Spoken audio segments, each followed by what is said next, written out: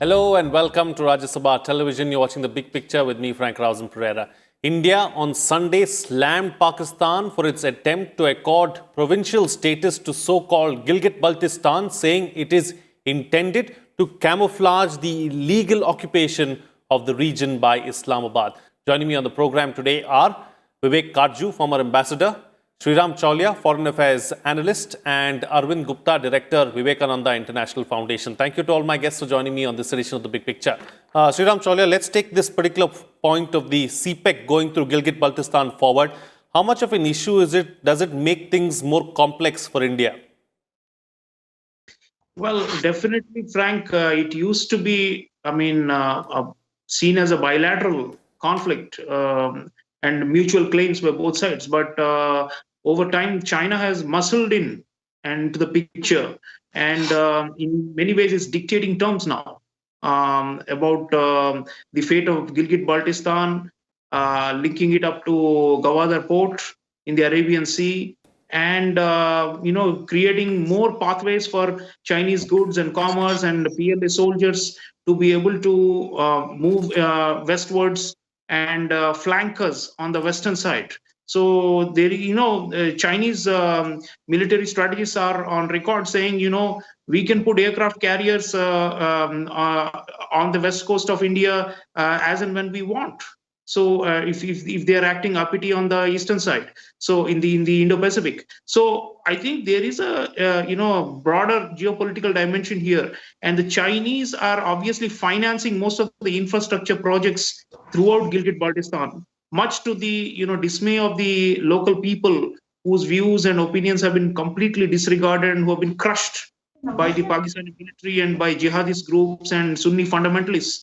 I mean, Frank, it's a fact that China is claiming, for example, Hunza, Skardu, these kind of places, Chinese propaganda is out there saying, look, like Tibet, like Xinjiang, these people are finally, getting economic benefits due to Chinese investments and the all-weather alliance between China and Pakistan. China is bankrolling all these initiatives. Even this provincial status declaration is clearly pushed by the Chinese, because they can get easier access to land and minerals and to all kinds of permissions if it is a province, because then they'll have other means of being able to influence it than it was earlier. So I think this is a part of a historic land grab and kind of ethnic cleansing and genocide that's been going on in Gilgit-Baltistan. China is now complicit to that. What they did in Tibet and Xinjiang, they will want to do this again. And for us, think about it, they are coming southwards, because Ladakh is right next door to Gilgit-Baltistan. And already we have this pressure from China on the eastern front of Ladakh. Now, through Gilgit-Baltistan, they've got thousands of PLA soldiers coming in the name of providing security to CPEC projects in Gilgit-Baltistan, all the way up to Balochistan. So everywhere you have, a Chinese shadow enveloping us. And I think we've got to be very clear about this. This is obviously illegal move by Pakistan, but we should also name China, and we should challenge what they are doing in these regions. And remember, there is a portion of Gilgit-Baltistan which they used to call Shaksgam, or where the Chinese have built the Karakoram highway and have taken it over way back in the 1960s itself.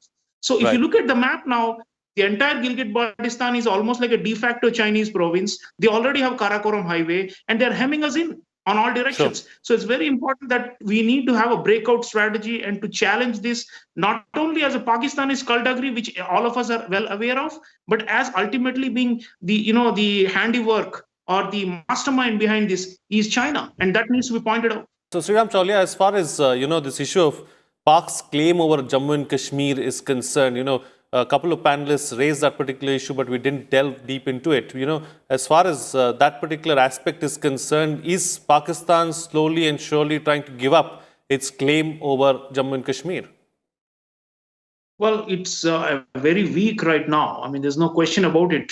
They, cried hoarse over the Article 370 abolition, but could not actually disturb the peace and the restoration of normalcy in Kashmir Valley.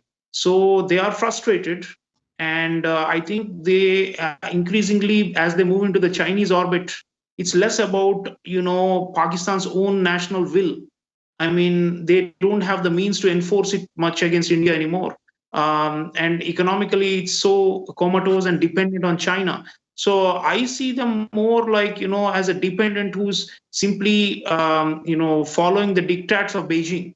And I think so in many ways, how we deal with China will ultimately determine the fate of all these territories, including the Shaksgam Valley and Gilgit-Baltistan.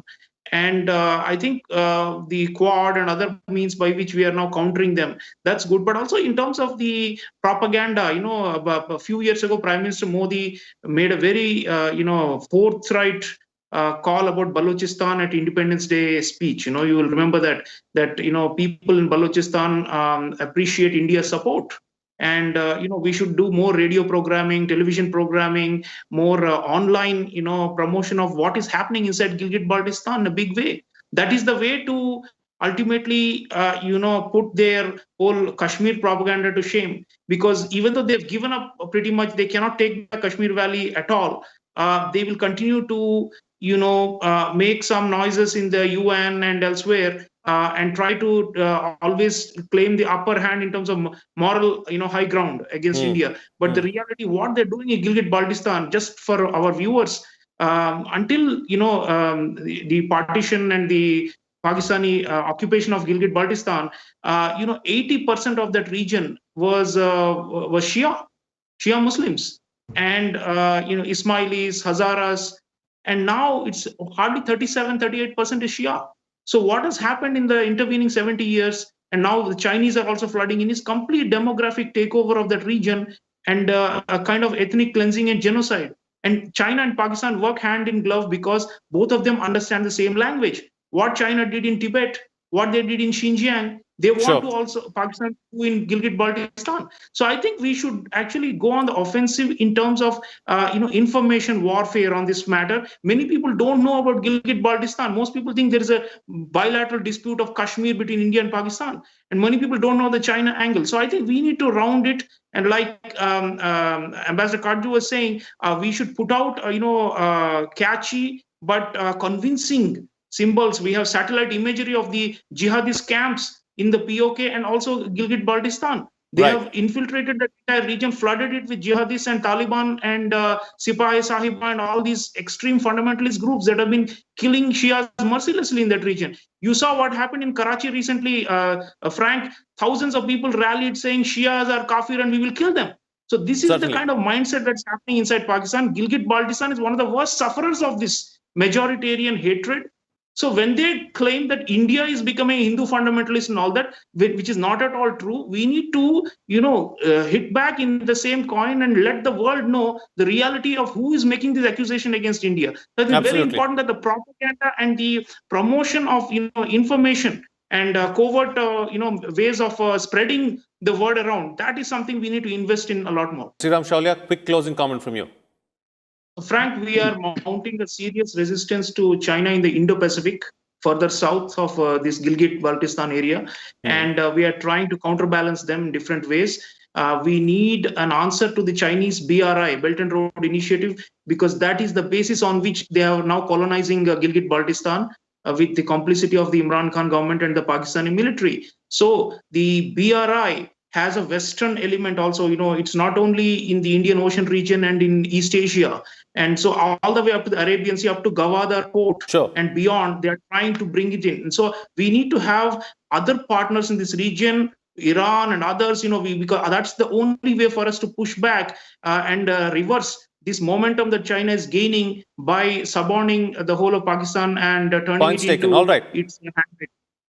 All right. Thank you. Thank you to all my guests for joining me on this edition of The Big Picture and putting things into perspective for us.